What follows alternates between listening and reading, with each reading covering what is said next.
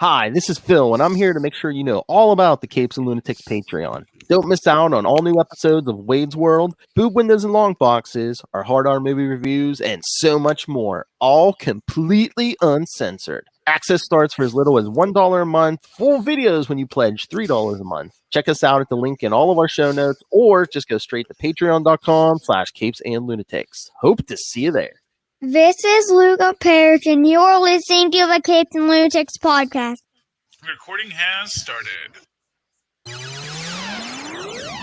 Hello and welcome once again to Super Connectivity. I'm your host, Charlie, the Professor Esser. And of course, with me, as always, is the blue-eyed bomber from the Burg of Pitts. Phil me and Perich. Hey, Phil. Welcome.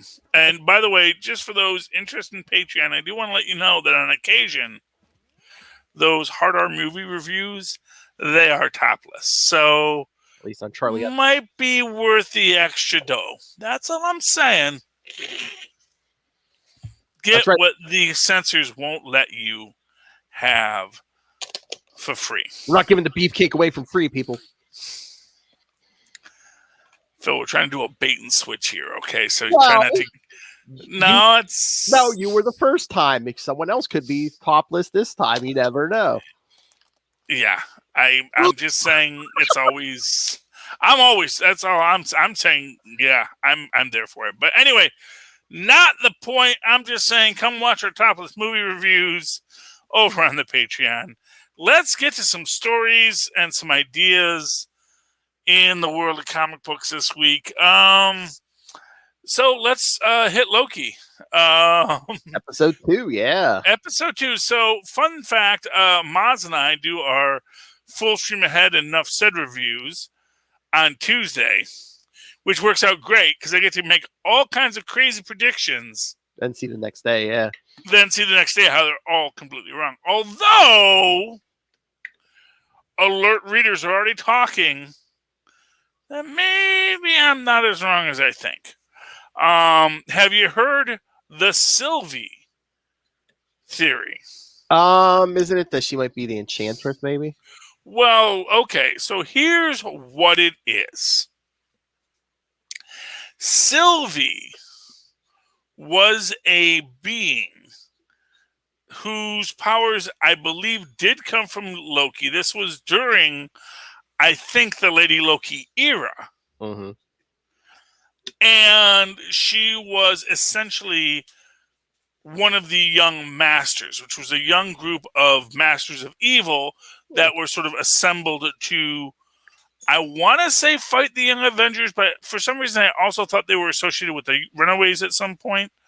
But Sylvie is the character who believes she is Asgardian, believes she is the Enchantress, but in fact she is much like, okay, so spoilers for the show. Mm-hmm. Much like we see Sylvie transferring her consciousness into other people temporarily, may just be a transferred set of memories and powers from another Loki. Yep. Maybe a Loki did the Ovid switch on her, the way that that Dropout Doom likes to do. But yeah, so that's interesting to say the least. Oh yeah.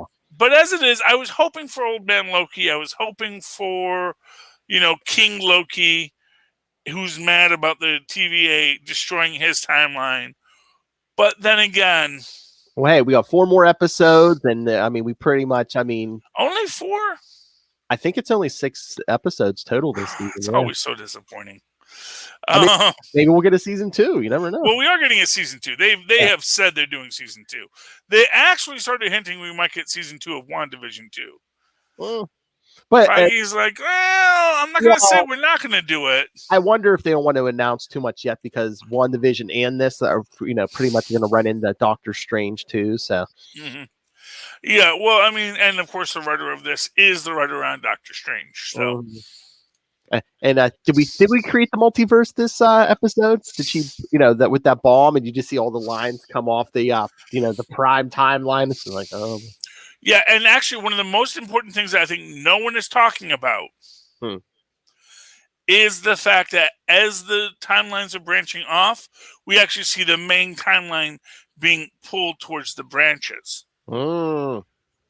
Because that is this thing, there's an interesting thing about vectors and waves and parabolae when you're plotting something on a graph and how something progresses. And as I've always said, if you can keep it within that 0.5 variance or that 5 variance, eventually, whatever it is that happens, Mm-hmm. if you can wipe out enough of it, the rest of that timeline will just get pulled back into the main timeline. Someone might have a vague memory of something. Someone might says, "Oh yeah, wasn't it the Berenstein Bears? Wasn't it the Berenstein Bears?" No. I'm just wondering, she has some kind of grudge against the TVA. What if it isn't that we're creating the multiverse, but we're just opening the doors back up? What if, they're like, oh yeah, we keep the one timeline, but what if they're not? What if they just like have the multiverse walled off from this universe and, she's from somewhere else in the multiverse and they were like, oh, we got to kill her. So, so no one finds out about the multiverse. I mean, it's a possibility. I mean, I'm actually most interested in the idea of the TVA trying to hold Captain America to justice. And like, that's the story I want to see, is that the TVA showing up and Peggy and Cap just beating them up repeatedly. Like every couple of years they show back up to try and get them back into the timeline. And it's like, they just keep on defeating them. And or what if he was close to discovering them and they're like, oh no, let him go off with his girlfriend, that way he won't be looking into our business. Yeah, well, I mean, that's actually why I think was that Peggy Carter scene maybe it was supposed to be, that's how they get him. Yeah, because once they could get Peggy Carter away from him, then he's like, okay, what do I got to do? It's like, we're going to send her back, she's going to be in her timeline, you stay here and grow old, and we'll send you back to them. Or maybe is that how he doesn't affect the timeline? Is that he thinks he went back in time, but they got him like in a little pocket. I mean, anything's possible. We don't know. I just think it's interesting that they do have the 1940s gal with the big Hallie Atwell hair, in the background. So maybe that's intentional, maybe it's not. But whatever the story is, we'll soon know. And I wonder if they're going to pull Mandarin here. And I wonder, are the timekeepers even real? Or is that just like, is that just something Ravonna says to keep everyone in line? She really pulling the strings and is, maybe it's her, Kang, and somebody else pulling the strings. But, they paint themselves, oh, there's these big timekeepers. Well, to be fair, it could be Kang, Immortus, and Ramatut. Oh, yes. It could be 3 versions of Kang. The 3 versions of Kang that made the alliance in the unholy trinity. Yeah, but at the end of the multiversal war, 3 Kangs came to a peace and said, well, we need to keep the universe being what we need it to be for now. We know we're all going to branch off into our own things, but we need it to be stable until we get to that point. What if they're all Kangs from different timelines and they're like, oh yeah, how we stop another temporal war? We gotta keep people from learning about the multiverse. Well, or whatever, Yeah. And it's keeping differentiations on the Kang construct from coming, because that's the thing. If you think about it, like when you think about a multiversal war, who wants a multiversal war? Kang. Oh yeah. Kang is going to conquer, because once he's conquered one timeline, the next logical thing is to conquer the next timeline over, but that timeline has already been conquered by a Kang. So it is just this battle between various Kangs or other people. So maybe, like, that was a plot line in an alternate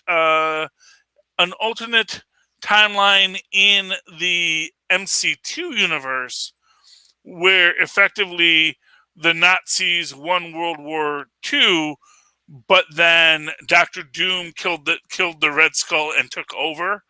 So it was like a Nazi universe, but ruled by Dr. Doom, so it wasn't quite as racist, because at least that's somewhat acceptable. And they did like a little mirror universe. But those are fun books when they go to that universe. But well, yeah, we've gotten a bunch of stories with Council Cross Time Kangs and stuff. Yeah. Yeah, and that's the idea. Like, there could be these alternate universes, but my point is that in that multiversal war, you could have had a Doctor Doom universe where Doctor Doom conquers, and Doctor Doom is the time displaced conqueror of the universe. Because that's the idea. In that universe, it's like, well, we've already conquered this world. We've already established this. The next logical thing is, let's go to the next Earth over. And we'll conquer that Earth. Because Earth is the best one. So why do you want to conquer, Mars when you could just conquer another Earth? And I mean, do we want to talk about the real hive of scum and villainy? What was it? Roxcart? Oh, Roxcart. I like Roxcart. It is a logical outgrowth of Roxxon. In 2050, yeah. In 2050. And man, all those disasters they're listing. And they're all vague enough. I'll bet you every single one of them happens. I bet you there was a hurricane in this, and they said there was a hurricane. It's like, yeah, there are hurricanes every year. Alabama gets hit by hurricanes, so that the idea that there will be a hurricane in 2050 that hits Alabama, it's not a big stretch. I know. That's the thing. It's like, a tornado hit this place, or a volcano exploded. It's like, yeah, they do that. Hey, Charlie, you know someone named Travis? Travis? What's good, my baby boy? I would tune in. My legs were literally shaking.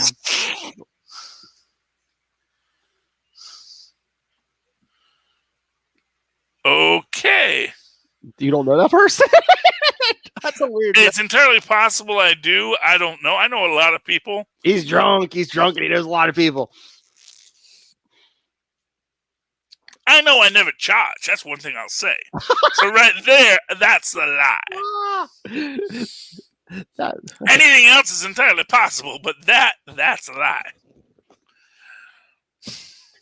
I don't charge for my good. When I do a good deed, oh my, it's simply for the good of humanity. All right, moving right along. Well, speaking of Loki, did you see? I think they said this week on Disney Plus, like their Marvel series, they're going to start putting them out on Wednesdays, like they did. Yeah. They're going to keep going with that. Yeah, movies will be Fridays. And series will be Wednesdays. TVs will be Wednesdays because they don't want to step on each other's feet. Interestingly enough, Clone Wars is still on Friday, so we'll have to see what the Star Wars people do with all that.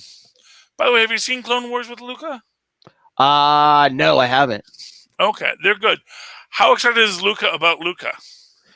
I think we're gonna watch it, but he's kind of like, he's 8. He's like, he doesn't know about someone else having his name. I was like, come on, like there's gonna be all this merch with your name on it. Yeah, and maybe he's like, I don't want to be a sea monster. I don't know. Tristan's summer reading book is Tristan Strong Punches a Hole in the Sky. So he thinks that's pretty cool. Oh, cool. At least I thought it was cool. He was like, yeah, that's cool, Dad. You're very lame, but I like that you're happy, Dad. That's what he does. I like that you're happy. But no, I think it's cool. Tristan Strong Punches a hole in the sky. Could be cool. We'll see. Well, he'll see. It's on his summer reading list, not mine. But yeah. So yeah, that's that. But yeah, I mean, Loki. I like where it's going. Mm-hmm. I like the story it's telling. I'm interested in seeing where it goes next. I like that. Okay, spoilers. They have Loki go through the door. So Loki and Sylvie are going to have a conversation next episode.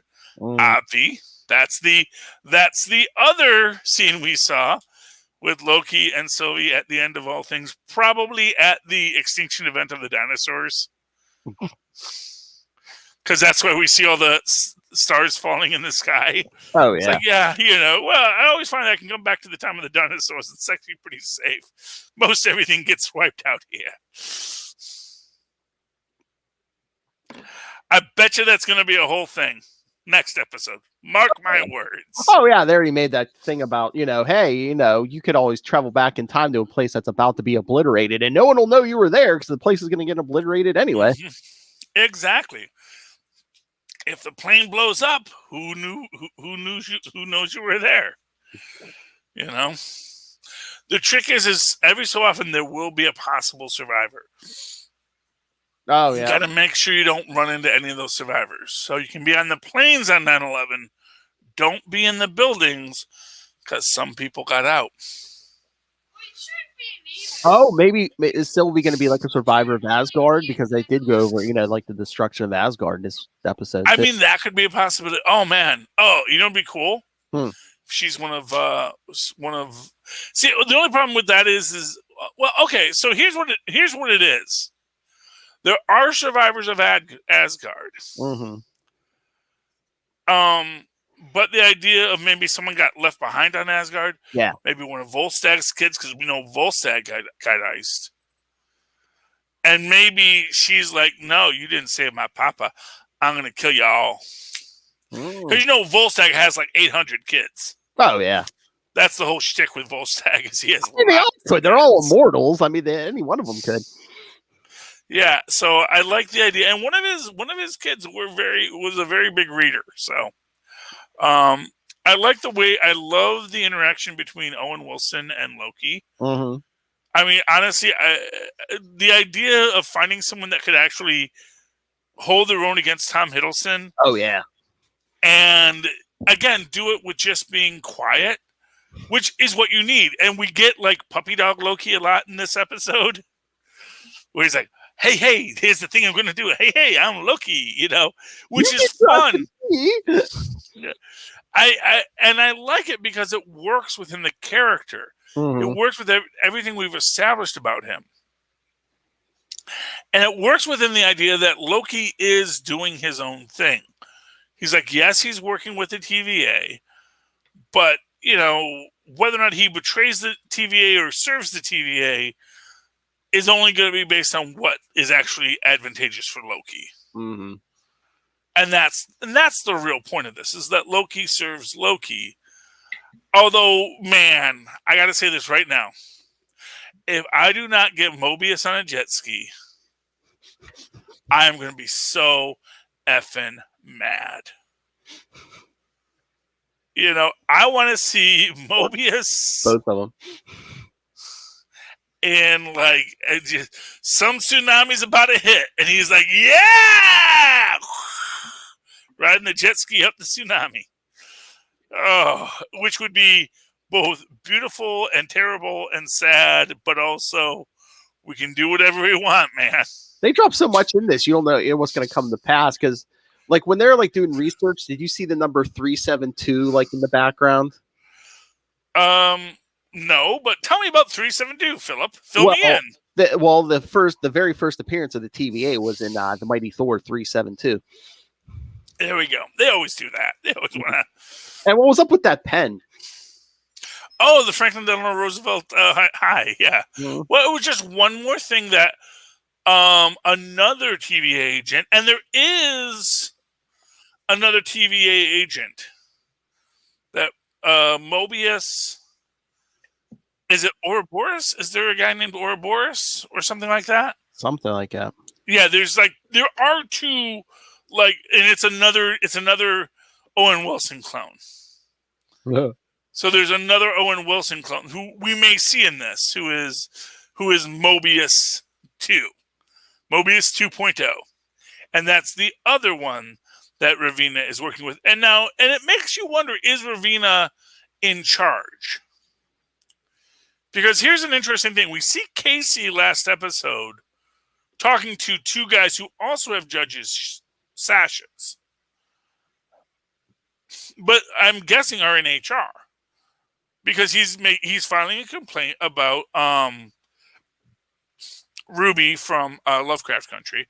I forget her character's name in this one. I know it's is it B32? It's something. But I forgot her character's name because it is a random letter and some numbers. But I find it interesting that we only see Ravina being in charge of things. Mm-hmm. So, do the other judges hold equal status to her? Are the other judges going to push back on her at some point, or is she the primary judge, and that's why she gets to determine who does what? Or is she a puppet for Kang? Well, and people have pointed out that this character is actually associated with Kang.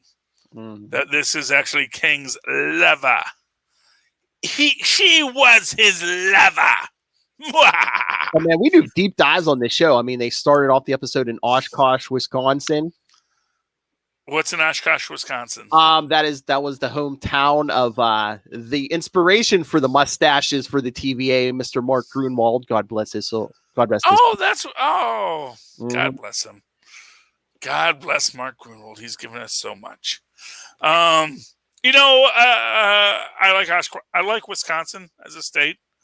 I don't know if I've ever been to Oshkosh, actually. I can't remember where the Pagan Spirit Gathering was, but it was somewhere around there. Anyway, it's a great state. They sell beer in gas stations, which I love. Nice. They do in New York and they do in Ohio too, but in Michigan they don't, and so that was shocking to me. Now I live in New Jersey and Pennsylvania, where they have very special stores for liquor, like it was Canada or something. So. Really? I thought they were more liberal with it up in Canada. No, Canada, you go to a beer store or you go to a liquor store. You can't buy beer at the liquor store. You can't buy liquor at the beer store. Yeah. Two separate stores. You can go to a bar and get whatever you want, but if you want to have it to take home, want to get drunk at home, you have to go through the procedure. And there's like 2 or 3 companies that have the entire beer monopoly of Canada. It's weird. Anyway, where were we? Loki. Yeah, so Loki's exciting so far. Mm-hmm. And I enjoy it. And I am really interested in what Sylvie does, what this Lady Loki does, what female Loki does. I liked when they were showing all the different Loki variants, and they have like the Hulk Loki and the different cartoon Lokis. Essentially, let's be honest. Have like the bearded Loki and Loki with antlers. So in Doctor Strange 2: Multiverse of Madness, are we going to get Wanda and Loki in this?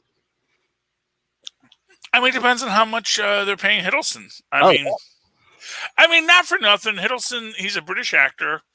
He does a lot of work. Don't get him wrong, but it's fun work. It's good work, but he also has some premium cachet. I mean, I could see them offering him the money because I think, didn't they say once again Loki broke like the premiere record for Disney Plus? I thought he was second. I thought WandaVision had a bigger one, or maybe.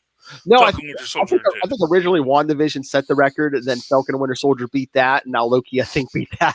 Every time they come. I haven't seen that yet. Last I heard was it was the second, so I think it might have come after Falcon and Winter Soldier. So, but it might have also been WandaVision, which is actually saying something because this is the third one. Yeah, which means that if it could beat WandaVision after we were so starved for Marvel content, we don't care, we don't understand it. We are going to watch it. We are here for it. We want to watch this show. We are desperate. We need our fix. Well, I think when WandaVision started, we're desperate for content, but people were like, what's this going to be? And then, once WandaVision hit, people were excited. Then Falcon and Winter Soldier, everyone's like, yes, more. Yeah, and now we're here, and like I said, to me, it's cool that it didn't get as high as Falcon Winter Soldier because this is more cerebral, so, don't always want the hoi polloi around. It's like, yes, I understand you don't understand time, space, continuums. That's okay. There are shows for you to go watch your shows. Black Widow is coming out in just a few weeks, so they can go watch that. We're going to watch this. By the way, Black Widow is coming out in just a few weeks. Yes. Yes. I will be in the Pittsburgh area that Friday night, so.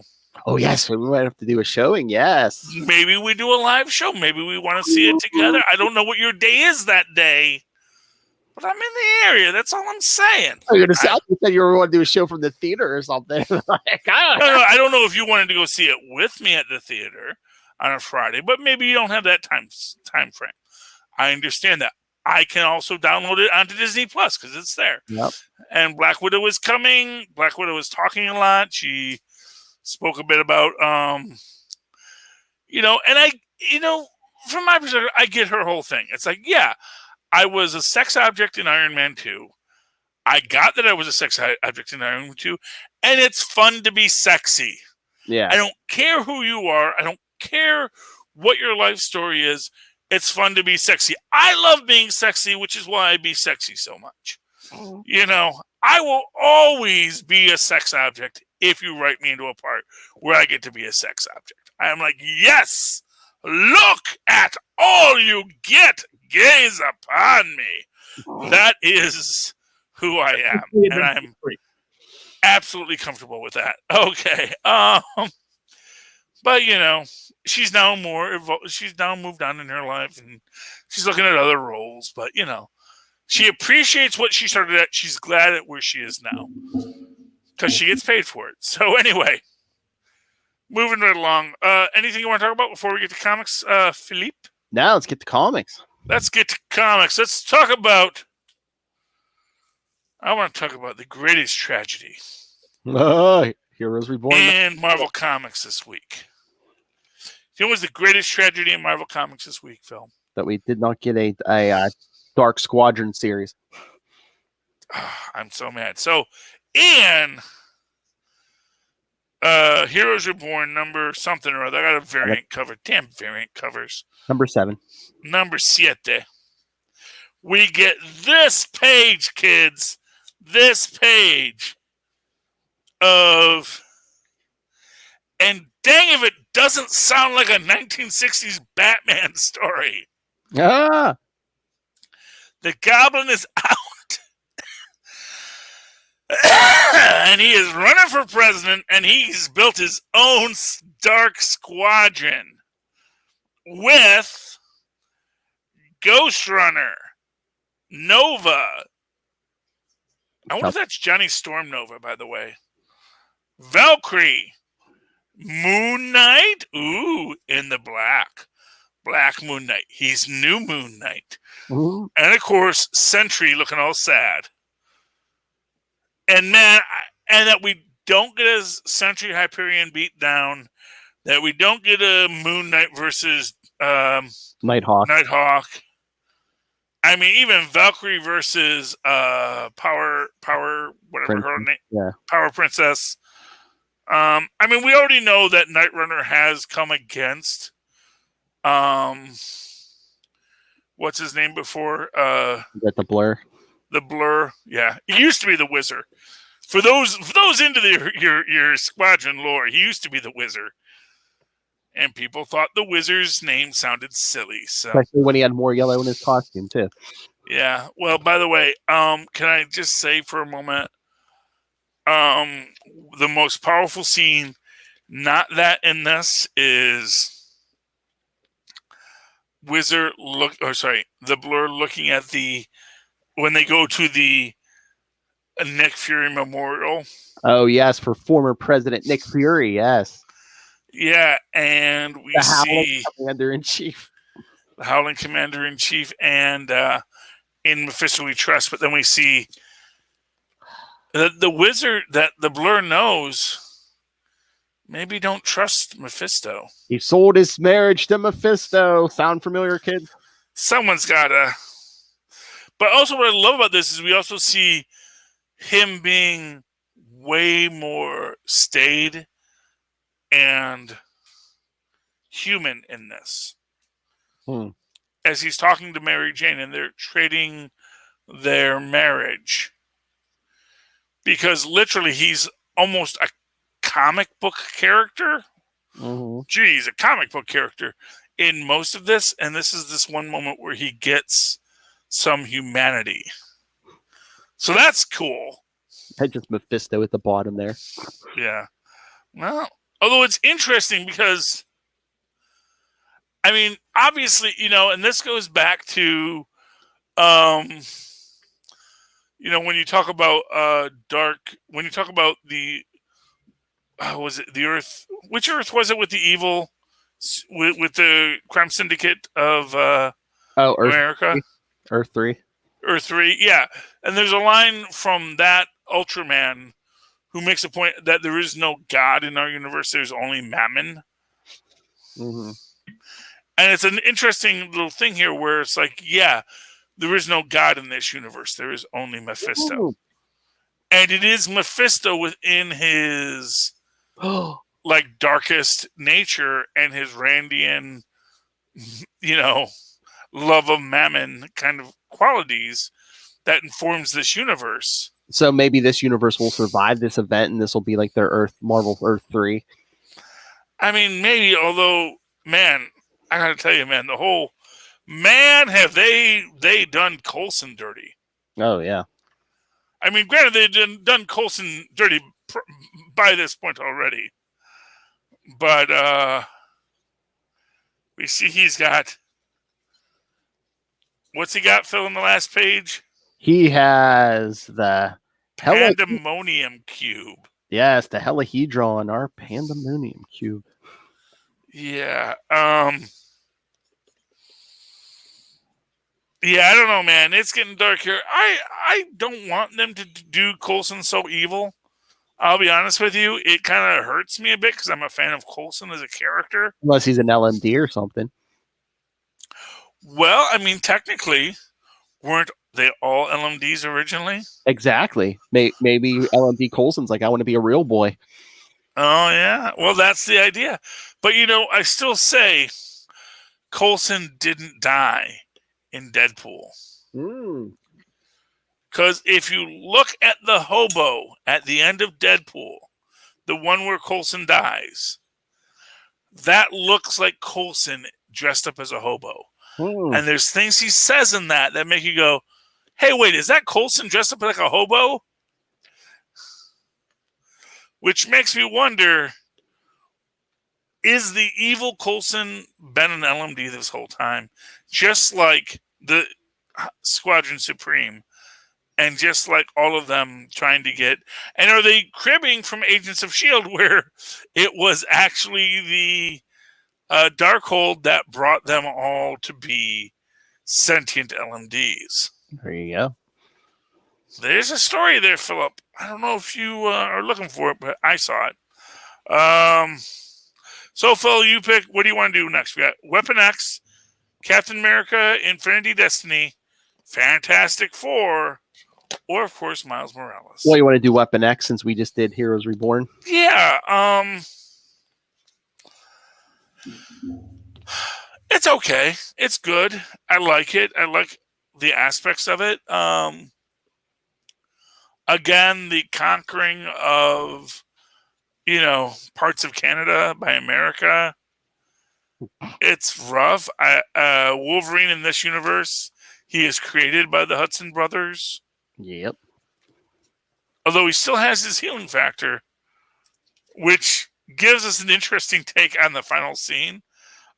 We have that he did kill Hyperion, but it was a very Death of Superman thing, which is actually an interesting thing because you'll notice that. Well, because Shaman enchanted his claws too. That's how he. Yes, but you notice what's on Wolverine's shoulders? Here, wait, what page are you on? That's. Well, I mean, any of them. Okay, I see it. I see it. Yeah. Yeah, he's got the spikes just like someone else who once killed a being from Doomsday. Yeah. So they kind of like doomsdaying Wolverine in this, but the end bit where they drop him on a dead. And at first I thought, they're going to throw him into the sun. They're going to throw him on the moon. No, they take him. Throw him into the sun, but yeah, no. To be fair, he might have come back. Even if he could survive a dip in the sun, I mean, wouldn't the gravity just keep him in there? Or? Well, I mean, arguably, unless someone comes and picks him up. Oh, true. And let's not forget, we just introduced ourselves a being with the power of 10,000 suns, Oh, true. and then never get a resolution for that. Because I'm sorry, that Dark Squadron, I honestly think all of those guys could have beaten the heck out of the Squadron Supreme. Oh, yeah. The Sentry is like he could beat Hyperion easily. So I don't know there, but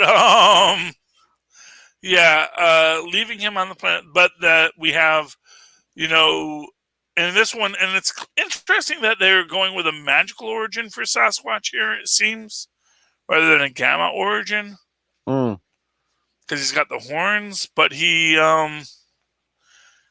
definitely, he makes his choice because he knows it's an unwinnable fight. Well, yeah, he betrays Wolverine because the squadron releases these hostages they have, and they say they'll let the rest of final fight, I guess, go.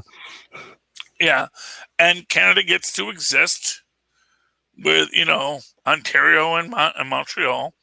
They've lost the Western provinces, but you know what? It's something they couldn't stop. Yeah. And that's the thing. And it's interesting here because when you look back at the Nick Fury as the Howling Commando in Chief, and you establish this idea that a president needs a superhero team, and you open up this interesting idea that Nick Fury came back from World War II with a superhero team, including Power Princess and several others, all of whom apparently aren't the squadron we see now, but maybe other superhumans. Well, I mean, like Namor. Yeah, I was gonna say, last week we saw, and then we see like Namor, and yeah. So he became president with his Squadron Supreme, probably with like Miss America, the Wizard, the original Wizard, Namor, and then a Captain America replacement, probably probably William Burnside's Captain America, and he came to power and he ruled for a while until Coulson came in as the new administrator of the new Squadron Supreme with, because I don't know if we've heard of any other presidents aside from Nick Fury whose face is on the money, which is interesting in that way because it also shows how much democracy has fallen, and we have gotten into this idea of following demagogues. I mean, they could have did so much with this, more with this series, because I mean, if we have a Moon Knight, I mean, you would think we have a Khonshu, and you think Khonshu appreciates a reality being warped? Well, not if he's on the losing side, but then again, he's always on the losing side. So, does Khonshu even notice? Oh, to be painfully honest with it, would Khonshu notice the difference between this Moon Knight and his own Moon Knight? I just mean reality in general, but yeah, I don't know. It's a reality. True. We all work here, buddy. Khonshu's just a 9-to-5 deity. That's what you got to understand.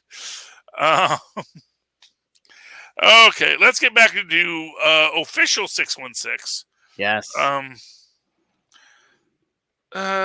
So Captain America, Infinite Destinies. That's where we get the entire storyline played out. Now, here's a question for you. Okay. Because we're going to get to this with Miles in a bit. Do you think the Assessor is the Mind Stone? Could be. Yeah, I don't know. They really haven't said what it's basically just an AI they've said, but yeah, I don't know. Yeah, and we'll talk about that. I mean, we'll talk about that in a minute. But so right here in Infinite Destinies, we get Cap and Natasha tracking down this guy, Batista, who accidentally killed a family, because he was a tweaker, and Warlock put all the gems into people. And you really get a lovely aspect here about, like, how hard it is to fight a guy who can control time. And just the fact that, the reason you're not dead is because I don't want to kill you. Mhm. Which, honestly, I really think that Superman should say more to Batman when they get into fights. It's like, you do realize the reason you're not dead right now is because I am not trying to kill you. Mhm. Please understand that. I understand you are mad at me for some reason, but maybe we should talk about it. I love how Black Widow's just like, she tells Captain America, "Why don't you leave Texas? I'll take care of this problem for us." But you know what? Like, would she though? Could she? I think she's got a little bit of hubris there. Well, I was gonna say, could she kill him? I mean, maybe she caught him by surprise, maybe, but Well, yeah, obviously, in any of these situations, it's like, if I catch you by surprise, and if you can kill this guy, would the stone just go find someone else? probably. It's like a Green Lantern ring, You're gonna have the same problem. But then you're gonna track down the stone all over again. Yeah, exactly. Which is kind of maybe why gathering the stone people together, which is what he says, and how he knows that, I don't know, but we're just going to assume he knows. Oh, God. We're gonna get a living infinity gauntlet. Well, you're going to get a bunch of people who are the stones getting together because he wants, because, that's the thing, you need an impetus. He has a goal. He wants to go back in time. He can't go back in time. But then again, it's the idea that even if you go back in time and you change that, that's not going to change your outcome. Or are the six going to combine and become like something like a cosmic cube or a Beyonder or something? Yeah, our powers combined. Exactly. Anyway, but yeah, we get this. We get the little tracer of like, oh, it works that if you have this, you have that. So what is actually the Mind Stone? Let me see. Powered by the user's mastery of soul, can grant telepathy and intelligence. No, that's the Soul Stone. Yeah. No, that's the Mind Stone. Soul Stone is powered by the user's mastery of reality, can preserve the soul to allow for life after death.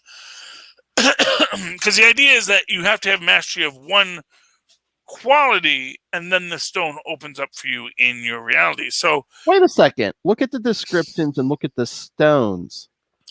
Yes. So the Time Stone, powered by the user's mastery of space, yes, can allow a person to travel through time.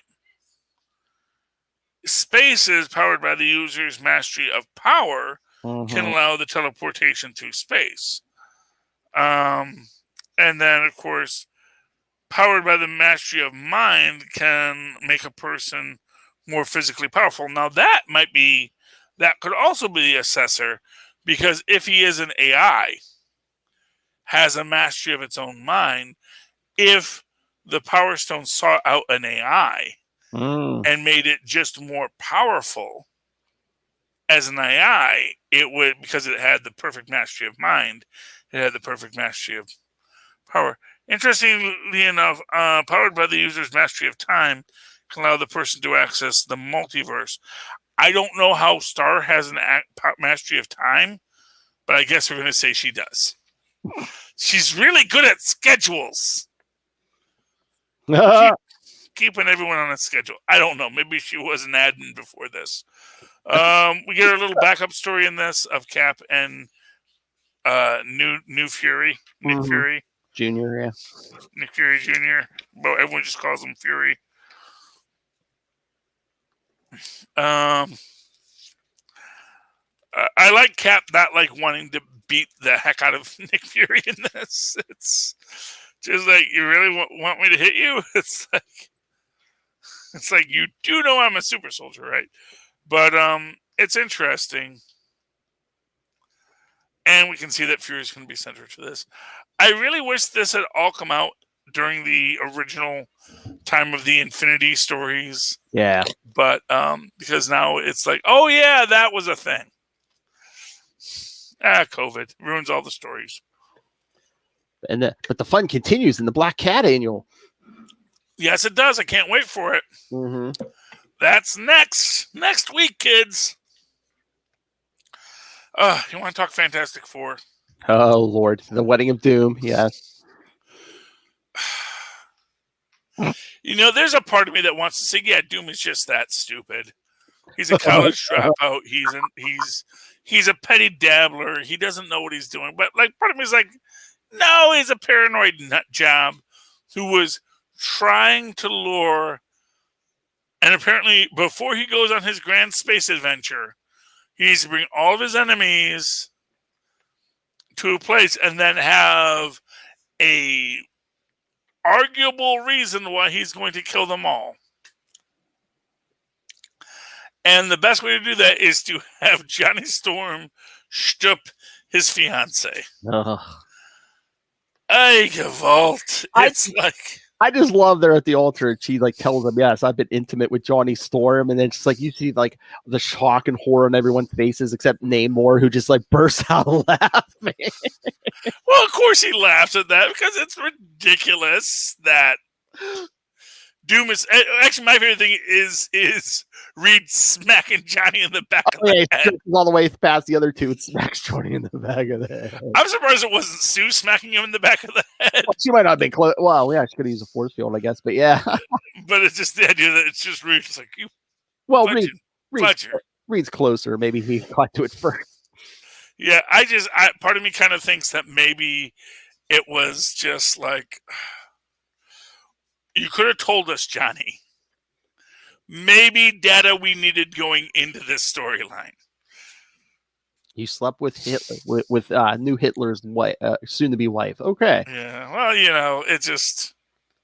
but again, like I said, it's not like Doom doesn't have... Because literally we see his freaking 3D head floating over the bed. He's like, hey, baby, how you been? And she's like, I'm fine, honey. How you doing? As freaking Johnny Storm is under the bed. And you're going to tell me, Doom, if he can just show up in that room like that he can't see what's going on in the room, he doesn't have like a 3D 365 or 360 degree view of the room, X-ray, gamma ray. Or are we saying, Doom got a new woman and now was he ready to turn over a new leaf and Johnny Storm just like no, over that? Not in the slightest. Not in the slightest. Don't even. He stooped a lady in Infamous Iron Man 2. What was I going to say? Couldn't she have been like, yeah, you have a baby mom out there somewhere? Well, as far as he knows, his baby is dead. Although, actually, he has an alternate universe baby with Morgan Le Fay, who he doesn't like either. So see, he's a deadbeat. He don't pay child support. Come on. Yeah, he's such an unlikable, unlovable character. And when you can say the Joker is a more interesting character than Dr. Doom, that says a lot. When the Joker's more well thought out than you. Yeah, he is just so bad in the but again, it's like to me, it's like this was all his plan, obviously, from the start. And the whole thing with Skye not returning Johnny's calls, is Doom going to kill Skye as revenge or something? No, she's going back to her homeworld because as we saw, the new puppet master made everyone get out because she's like, you're trouble for Johnny. And you're no better. Get the fudge out. Yeah, but what if Doom tries to kill her though? Because I was gonna say, as revenge, Doom could try to sleep with her, but I don't think that's gonna happen. But no, was Doom gonna like try to kill her or something? Your soul. I mean, why? Honestly, it's like because Doom is petty. Yes, but he also that's the thing. It's like, but also Johnny Storm is like. I mean, he's ready. If you killed his soulmate this week, it would be. I will. I mean, he's like Romeo. He is like the fair Rosalind. How will I ever know love now that Rosalind has rejected me? Charlie, he's petty. Johnny Storm dishonored him, so he's going to kill every guest at his wedding. Well, I know, but like I said, that was his intention the whole time. And I mean, his intention was to kill everybody. I guess, but I mean, yeah. I mean, He, even he's writing a story where he looks like the hero. Yeah. Where when he kills everybody, it's like, honestly, it is just such a pathetic, weak move. Before I go do this other thing, I gotta make sure I kill everybody on Earth. It's just like, dear Lord, Dr. Doom, stop being, you know what? Stop being a freaking dropout. Read a freaking book. Try to apply yourself. Try to understand. You're not better than anybody. Because honestly, everyone sucks, and so do you. So that is the moral for Dr. Doom. That is my mantra. I want Dr. Doom to start saying to himself, everyone sucks, but so do I. You know what? Everyone sucks, but so do I. think, And to get peace with that, because the dude just effing up everything. I think he was serious about the peace. You know, oh, I'll forgive all. Because he was never. He was never. To save face, because he's going into space. So instead of, oh, I'm running from my enemies, he doesn't want people to think he's running from his enemies. He's like, oh, I was the man and forgave them for their trans-. No, except that he intentionally did that. Because he set up a situation because not for nothing, he knows Victorious. Honestly, I wouldn't be surprised if he was like shooting her up with something to get her horny. I'm just going to say that. I'm going to say it would not surprise me that that's like the whole thing, is that he was totally trying to play this, because there is no way he doesn't know at that point. You know, there is no, and even like freaking Victoria says this to him when Johnny Storm tries to sneak out. It's like, you are a man made of fire. You do not sneak. You cannot sneak anywhere. So what are we supposed to take from this, except for the fact that Dr. Doom wanted this blow up so that he could seem noble in his killing of his enemies. And my opinion is that was always his intention. His intention was always that he was going to kill his enemies, blow them all up, and then go do whatever this next thing he's going to do is. Not that anyone wants him to, because none of the Guardians are like, oh yeah, Doom, so glad you showed up. It's not like we didn't have like 4 freaking technical geniuses on this team already, and people that could have like mystical powers and mind swapping. And it's like, what do you bring to this team, Doom? Really? What are you bringing? Oh my God! Read the last couple issues of Guardians. The last issue, I cannot wait for the next one. Yeah, he was trying to do the mind swap thing, and then they like trapped him in the body of Rocket. No, I know. I read that one, and it's like, what do you bring to this team? Why are you here? Did someone invite you? Are you just like? You ever see the ex-presidents on Saturday Night Live TV Funhouse? Yeah. And like, Bill Clinton tries to join the ex-presidents. And he's like, you don't have powers, dude.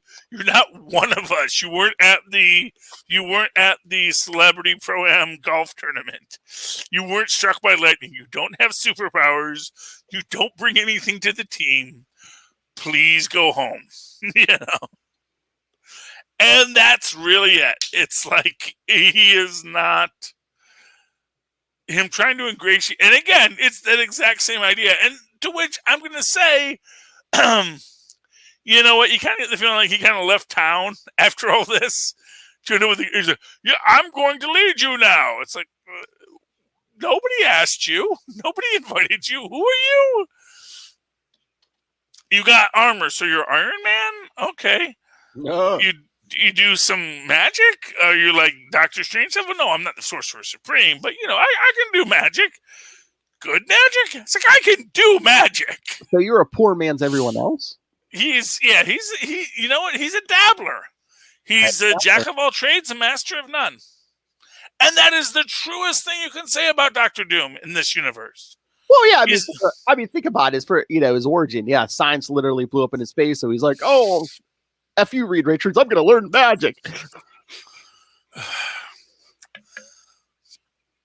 Dear Lord, it's Dr. Doom. It's like, He's no Otto Octavius. That's all I'm going to say. Exactly. And not just that Otto Octavius is like some great genius or some guy that can think ahead. He's not. But he knows who he is. No. He knows he's a Spider-Man villain. And he is very comfortable in his wheelhouse. Stays in his limits, yes. Well, he's like one of the best Spider-Man villains. Yeah. That's his thing. And Dr. Doom, he just wants to be everybody's villain. It's like, you can't be everybody's villain. It's like, at best, you're a petty annoyance to Doctor Strange.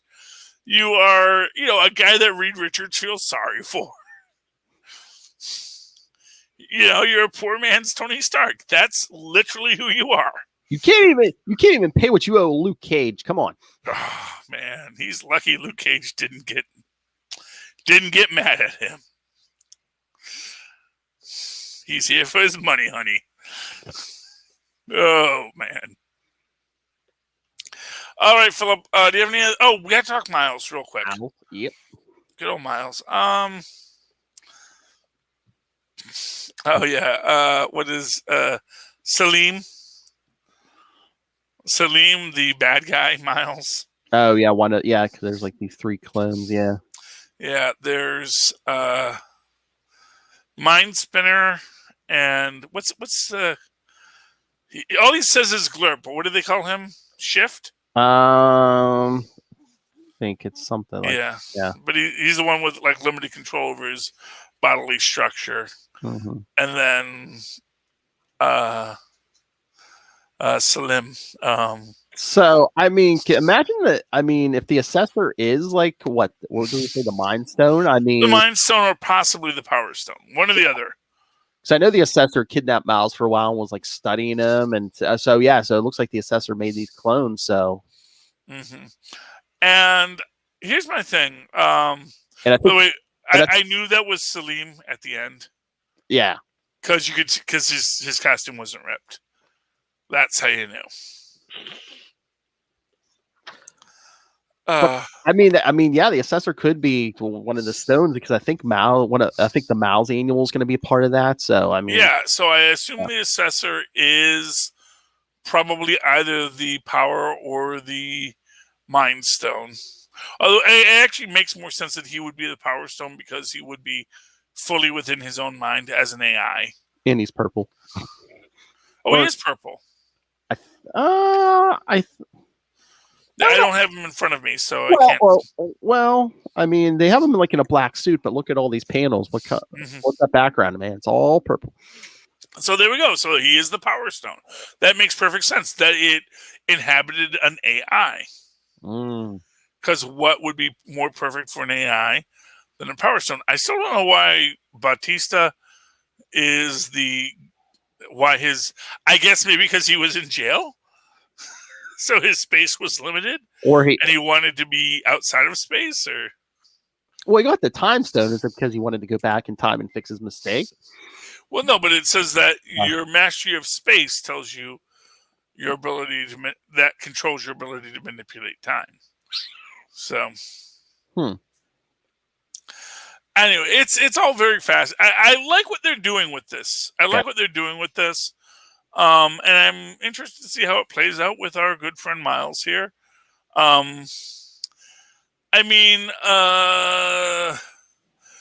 Salim is so evil and so angry. Oh yeah. And I wonder how this is going to end. I really do, because are they going to be able to stabilize the clone? Are they all going to turn to dust at the end? I'm wondering what's going to happen with this, because I think it would be really cool if there is a clone team of Mileses out there living their best lives at the end of this. I hope it's like those Infinity Stones, because I was like, how are they going to make this different from like the original Clone Saga? But you throw in Infinity Stones, I guess. Yeah. I guess it is already somewhat like the Clone Saga. First off, it's not, a guy sexually obsessed with a freaking college student to start off. So, yay for that. The Jackal. God. Yeah, that was just weird. Even in Heroes Reborn too. Yeah, honestly, well, they have done so much weird stuff with Gwen Stacy over the years. I do not know what to do with it anymore. The whole Goblin babies, I'm just like, what now? No, we don't talk about that. I can't stop. It's like someone told me it existed, and now it must exist forever. It's like, Goblin babies, no. But we've never seen those babies who are, grew up after he made that Mephisto deal. We never saw. I think that was part of the deal. Erase that. Even Mephisto says, no. I just for me, I need to get rid of that. That's a freebie for you, kid. I can't look at that. I cannot look at that. That is wrong. I am Mephisto, and I know that is wrong. There are lines Mephisto will not cross. I'll give you that. I'll throw that in as a bonus. You're a good customer, kid. I'll give it a Which makes you wonder, yeah, really. Which makes you wonder what Blur got out of the deal. I mean, I'm fat. I kind of wonder, like, how it's sort of like, WandaVision got cut short, and Falcon Winter Soldier got cut short by all of these things with COVID. Makes you wonder, like, what these stories might have been had there not been COVID. Oh, true. Like, had they really been able to explore these and let these stories breathe? I wonder if we might have gotten an extra issue of, Dark Squadron. Maybe. Assuming that's not one of the ones coming in the next couple of months. But honestly, I'm excited. I like this universe. I really hope that, like, sort of like they did with Amalgam, when they just started throwing out one-shots for these things. Well, I was going to say, yeah, if this universe survives, they could always come back. Do more, one-shots. Well, all universes eventually survive. Exactly. If people want to buy the books. I was going to say, if it makes money, it'll survive. Yeah. No, I liked the Miles book. It was enjoyable, and I like the clones. I like that. I mean, it's kind of a trope that the big dumb one is the nice one. Yeah. But he's dumb, but he is the wisest of us all in his own simple way. So I like that, and I hope that they don't just turn them all into freaking crystal dust at the end of it. Yeah, I hope they actually do. I hope that the real reveal is actually you were stable all along, and that maybe even it's just this idea that no, you were stable. The reason why the clones died was because the freaking assessor just killed them when they were dead ends. You escaped before you could kill them, sort of like Sharon Ventura. When she escapes the power broker before they could get her addicted. Yes. And it's just like, no, you just escaped before he decided to kill you. So that's what happened. You actually were never in danger of decomposing, and you're fine now. Yes, he's a blobby guy, and yes, this one's a spider person, and you're clearly a sociopath, Salim, but you know what? You're actually okay. So that would be a great ending to this story, I'm hoping for. Yes. We'll see what happens, Phil. Any final thoughts on that? No. I think that's good. Okay. I mean, I've enjoyed this. There's so much good content out there. I enjoy it. I'm looking forward to seeing the Black Widow film next week. Either in a theater, maybe in 3D surround sound for free, just to pay the extra money just to see it. Because it's been so long, but I may just download it on Disney Plus, depending on schedules. Wait, and how long? How long did you say? You didn't say next week, did you? Well, I mean the week after next week. Let's see, 1, 2, I think 3 weeks. Yeah. Well, I mean, I'm counting by my. So next week is the week. The week after is when my vacation starts, and at the end of that week is when Black Widow comes out. So yeah. Don't give me trouble, Philip.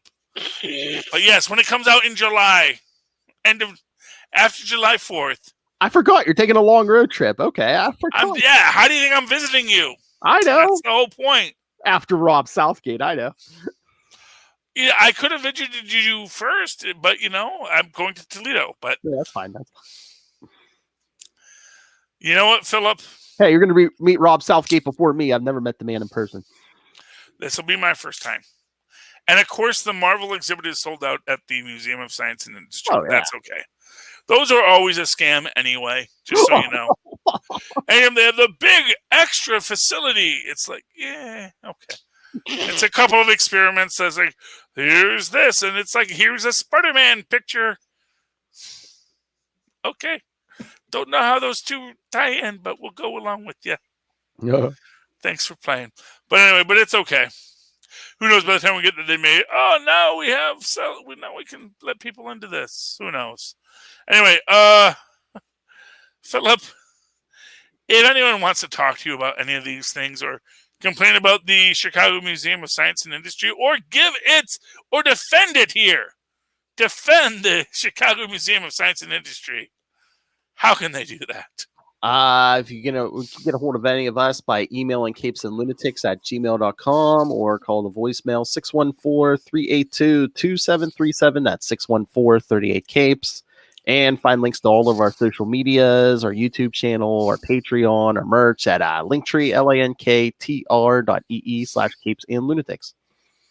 Okay. And what they can also do is go down to our show notes, click on the link to Amazon, go to Amazon, buy some Amazon products. We don't care what you buy, but while you're there, maybe check out Pod Life, the book, which is available both in a digital download or a hard copy in case you're worried about the apocalypse. Find out why the Southgate Media Group community podcasts. It'll be fun. And then when you do all that and you'd like to reach out to me, you can always write to me at good old superconnectivityblog@gmail.com. That's superconnectivityblog, all one word, at gmail.com. And of course, follow me on Twitter as I live tweet things like Legends of Tomorrow on Sundays. I do want to live tweet Loki at 8 o'clock on Wednesdays. I just haven't gotten the chance to. But if you do, I will do it at Charlie Esser. That's CharlieEsser. Look for the two E's in the middle. For quality. Thank you, Maz. Oh, and listen to me and Maz talking about Loki over on the Nuff Said feed, as well on the Full Stream Ahead feed. Yep. All right. Ladies and gentlemen, you've made it to another episode of Super Connectivity. We have enjoyed connecting with you. I really hope you come back again next week and super connect with us again. Good night. Good night.